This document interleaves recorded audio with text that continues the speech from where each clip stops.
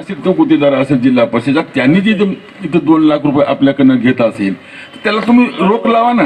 आम्ही आमच्या स्तरावर आमची यंत्रणा राबवायला म्हणायचं, संपला विषय. तुम्हाला अधिकार आहे, तुम्ही करू शकता. आता ह्या 2 जणाला कुठं पाठवणार आहे खिलारी जोडी?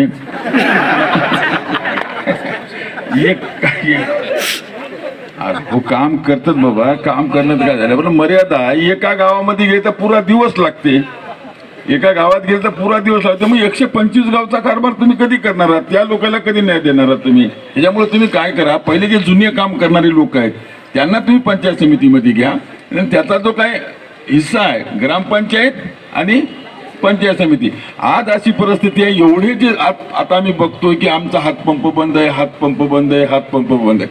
किती ग्रामपंचायतनं तक्रार केली की आमचा हातपंप बंद आहे, नादुरुस्त आहे? त्याच्या अगोदर केली का तुमच्याकडे तक्रार? थांब केली का तक्रार? काहीतरी केली. हा मग आता तिथे मग मला एक सांगा, तुम्ही तुमच्याकडे तक्रार केल्याच्या नंतर बापू थांबा, तक्रार केल्याच्या नंतर मग मला एक सांगा, तुमच्या ह्या मीटिंग मध्ये हा विषय निघालाच पाहिजेत नाही? 2 महिन्यापूर्वीच प्रश्न सुटायला पाहिजे तुमचा. म्हणजे याचा अर्थ तुमचंही लक्ष नाही. आली तक्रार टाकली डब्यात, आली तक्रार टाकली डब्यात, तेच धंदे. हो ना, हो ना, हो. पण तुमच्याकडे यंत्रणा आहे ना, दुरुस्त करणारी यंत्रणा तुमच्याकडे, त्यांच्याकडे नाहीये. मग तुमच्याकडे दुरुस्त करायची यंत्रणा, तुमच्याकडे मागणी केल्याच्यानंतर किती ग्रामसेवकनं मागणी केली? मी सांगतो 70-75% ग्रामसेवकनं मागणी केलेली नाही. आज इथे जे काही सरपंच सांगतात ओरडू की आमचे नादुरुस्त आहे, नादुरुस्त आहे, नादुरुस्त आहे, ग्रामसेवकने केलेली नाही. काय 25% ग्रामपंचायतने तुमच्याकडे तक्रारी आल्या असतील. आज प्रश्न आलेत प्रत्येक गावचे.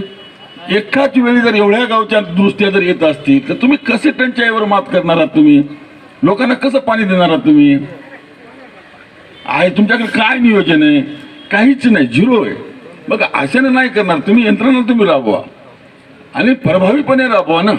आणि 4 लोक नाही, तुम्ही आणखीन दुसरे 4 लोक जमा करा, 2 टीम करा, 3 टीम करा. आणि ग्रामपंचायतला 2-2च्या तुम्ही 3 टीम जरी केल्या, त्या ग्रामसेवकला सांगा, सरपंचाला सांगा की मनुष्यबळ तिथलं गावातलं उभं करा. नाही तर प्रत्येक गावात 7 सदस्य हातात हे 2 जणांचे 7 सहजरित्या काढू शकतात ना. का काढायचं नाही? काढू शकतात ना. या पद्धतीने राबवा तुम्ही. तुझं माइंड वापरायचं.